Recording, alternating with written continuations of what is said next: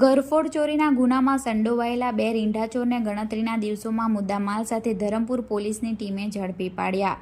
ગત તારીખ 8/4/2025થી લઈ 17/4/2025 દરમિયાન આસુરા વાવ પાસે રાજમહેલ રોડ ઉપર આવેલા એક ઘરમાં દરવાજાને મારેલું તાળું તોડી ઘરમાંથી સોનાના દાગીના મળી કુલ 3,85,000 રૂપિયાની ચોરીની ઘટના બની હતી. જે ચોરીની ઘટનામાં ધરમપુર પોલીસ મથકે ફરિયાદ દાખલ થવા પામી હતી.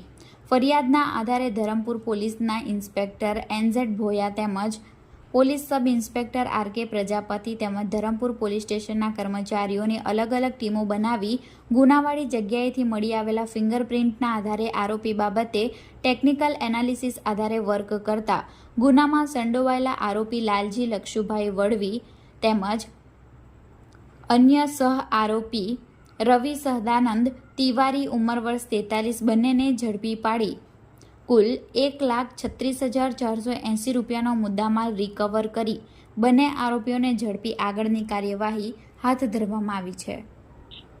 ધરમપુર પોલીસ વિસ્તારનું જે આસુરા વાવ પાસે રાજમહેલ રોડ છે ત્યાં એક બંધ મકાન જે ઘરના લોકો તારીખ 8મી એપ્રિલથી 17મી એપ્રિલ બહારગામ ગયા હતા એ દરમિયાન એક બંધ મકાનનું તાળું તોડીને એમાંથી કુલ 3,85,000 રૂપિયાની મુદ્દામાલની ચોરી થયેલ હતી. બનાવની ગંભીરતાને ધ્યાને રાખીને ધરમપુર પોલીસ સ્ટેશનની તમામ ટીમ UISP સહિત તમામ કાફલો ઘટના સ્થળે પહોંચી ગયો હતો.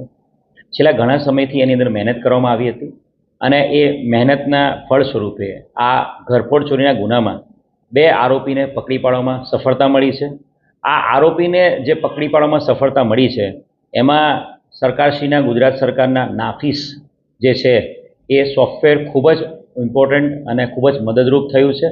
નાફીસ દ્વારા જે બનાવના સ્થળેથી જે ફિંગરપ્રિન્ટ્સ અમને મળ્યા હતા એના આધારે નાફીસ સોફ્ટવેર આધારે એક ચોક્કસ વ્યક્તિ સાથે ફિંગરપ્રિન્ટ મેચ થતા હતા જેનું નામ લાલજીભાઈ લક્ષુભાઈ વળવી છે અને એના આધારે આ લાલજુ લક્ષી વળવી જે વેરી ભવાળા કસાટ ફળિયા કપડાં રહે છે એની પર પ્રોપર ફોકસ કરવામાં આવ્યું હતું અને 1 મહિનાની સતત મહેનતના આધારે આ લાલજી લક્ષુ વળવી અને એની સાથે એનો મદદ કરનાર આરોપી રવિ સદાનંદ તિવારી બંને આરોપીઓને ધરપકડ કરવામાં મોટી સફળતા મળી છે. બંને આરોપી પાસેથી રોકડા 23,000 રૂપિયા અને અન્ય દાગીના અને સોનાની ચેઇન મળીને કુલ 1,80,000થી વધુનો મુદ્દામાલ રિકવર કરવામાં આવ્યો છે. આ જે બંને આરોપી પકડાયા છે એમાં જે લાલજી વળવી છે એની વિરુદ્ધમાં અગાઉ પણ પ્રોહિબિશનના 2 ગુનાઓ સાથે સાથે લૂંટ અને ધાડ તથા ચોરીના ગુનાઓ દાખલ થયેલા છે. રવિ સદાનંદ તિવારી છે એની વિરુદ્ધમાં પણ મહારાષ્ટ્રમાં અટેમ્પ્ટ ટુ મર્ડર અને ભિલાડમાં મર્ડરનો ગુનો દાખલ થયેલો છે. આ બંને જણા 2011-12માં એક સાથે જેલમાં હતા અને એ વખતે એકબીજાના સંપર્કમાં આવ્યા હતા અને રિસન્ટલી આ લાલજી લક્ષુ વળવીને ઘરફોડ ચોરી કરવા માટે એક મદદની જરૂર હતી એટલે એણે આ રવિ સદાનંદ તિવારીનો કોન્ટેક્ટ કર્યો હતો અને જેના આધારે આ લોકોએ આ ઘરફોડને અંજામ આપ્યો હતો. પરંતુ નાફીસ સોફ્ટવેર અને સાથે હ્યુમન ઇન્ટેલિજન્સના આધારે આ આરોપીઓને પકડી પાડવામાં મોટી સફળતા મળી છે.